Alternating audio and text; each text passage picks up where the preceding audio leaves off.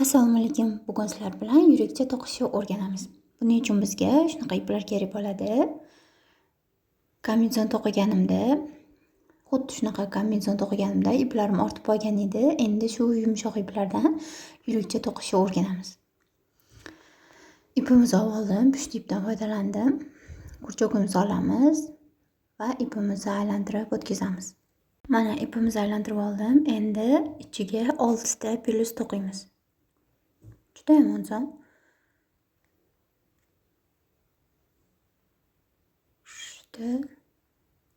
4 ta, 5 ta, 6 ta. 6 ta to'qidim. Endi ipimizni sekin tortamiz. Ipimizni mana tortdik. Endi chekkasiga qotiramiz. Mana 6 ta to'qib oldim. Endi keyingi qatorida har bittasiga 2 tadan qilib 12 ta to'qiymiz. 2 ta, 3 ta, 4 ta. Betlarlarda aniq ko'rishning imkoni yo'q. Kurchokda puxli ipda to'qiganda, lekin qo'llar bilan his qilsa bo'ladi va sanab ketishingiz kerak adashmaslik uchun.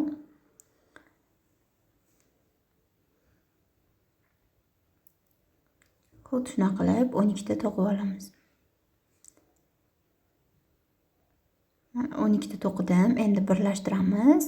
3-qatorimizda bo'lsa bitta to'qiymiz, bitta ko'paytiramiz, bitta to'qib, bitta ko'paytiramiz. Shunda jami 18 ta pelusimiz bo'ladi.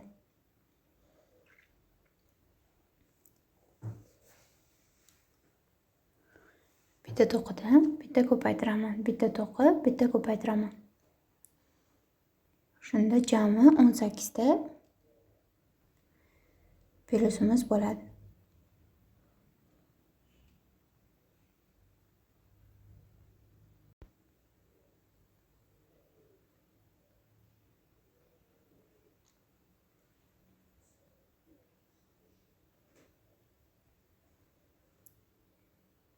Mana jami 18 ta pelusimiz bo'ldi.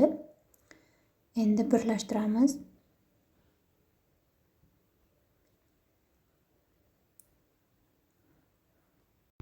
Mana endi 4 va 5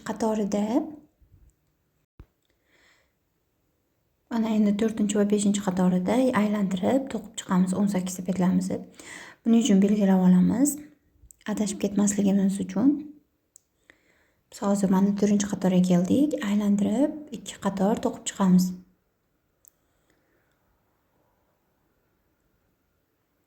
Xuddi shuna qilib 2 qator aylantirib to'qib chiqamiz.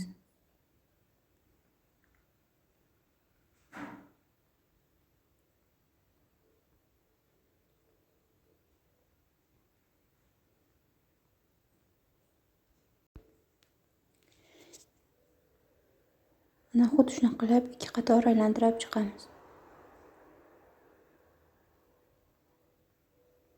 Yana bir qator xuddi shuna qilib aylantirib to'qib chiqamiz.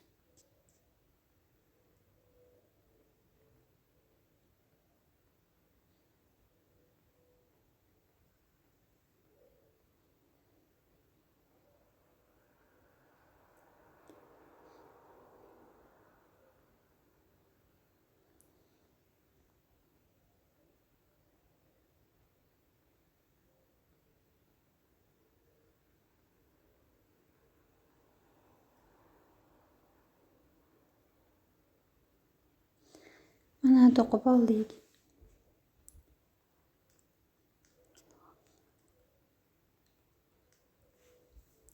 Mana endi tugatamiz. Dumaloqchamiz tayyor. Yurikchamizni bitta bo'ligi. Endi ipimizni uzamiz. Mana endi ipimizni uzdik. Kurchok yordamida ipimizni ip ichiga kirgizib olamiz. Va xuddi shunaqa qilib yana bitta yurikcha to'qiymiz. Yana xuddi shunaqadan bitta to'qiymiz. Mana to'qib oldim. Xuddi shunaqa qilib, ya'ni o'sha birinchi qatorida 6 ta, keyingisida 12 ta, 18 ta va 4 va 5 qatorlarida shu 18 tani aylantirib to'qib chiqdim. Endi mana yurichalarimizni birlashtiramiz. Ikkita plyus orqali. Ikkalasini yonma-yon ushlaymiz va ikkita plyus to'qib olamiz. Birlashtirib ikkita plyus to'qidim. Endi buni aylantirib to'qib chiqamiz.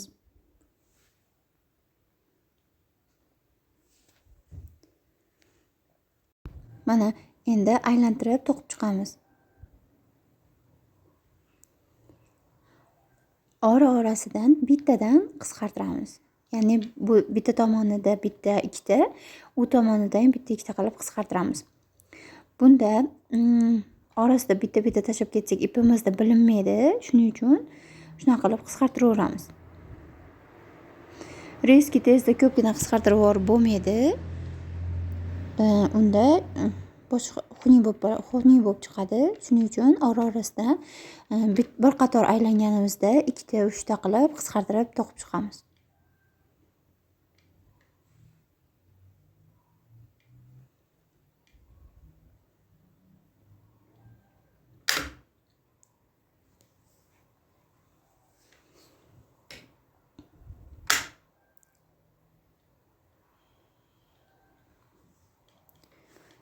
Mana xuddi shuna qilib qisqartirib ketyapman.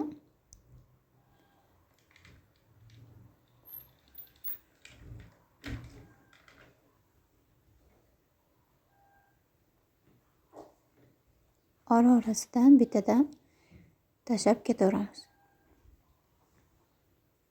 Ya'ni ko'zingiz bilan bemalol chamalab qisqartirsangiz bo'ladi.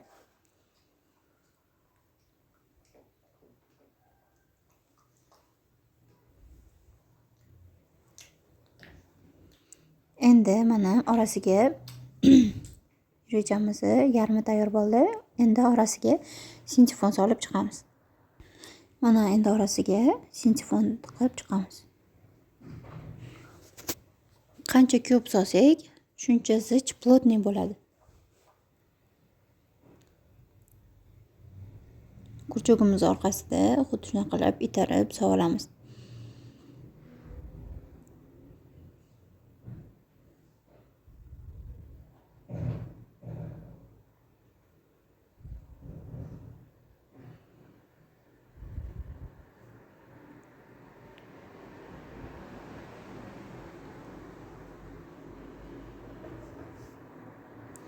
Mana endi yana to'qishda davom etamiz. Xuddi shuna qilib qisqartirib tugatamiz. Orasida bitta tashlab ketsalaring ipimiz puxliligini hisobiga bilinmaydi.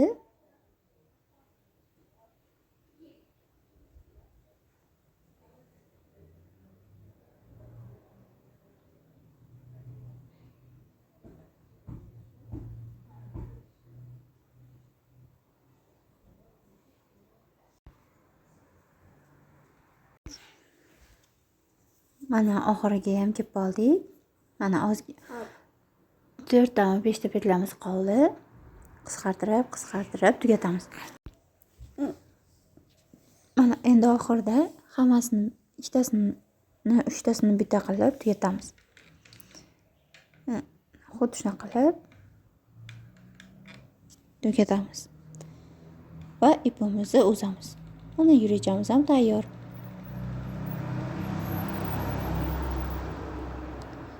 Ipimizni uzdik. Orasidan o'tkazib tortamiz.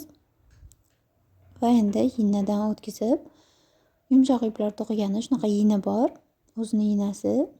Endi orasiga ipini kirgizib boramiz. Shunda ipi hech qayerdan chiqib qolmaydi. Ipini tortamiz. Yurichamiz ham tayyor bo'ldi.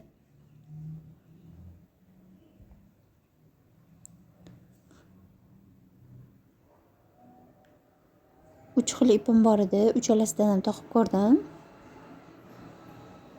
Mana oqdan ham to'qib ko'rdim. Va osmon rangidan ham to'qib ko'rdim. Shunaqa temircham bor edi, bir rilo qilib qo'ydim. Sizlar ham to'qib ko'rishingiz mumkin. foydali bo'lgan bo'lsa, yor rejani bosib, menga obuna bo'lishni unutmang. Keyingi darslarimizda nima o'rganishni xohlashingizni kommentariyada yozib keting. Mana yor rejalarimiz tayyor.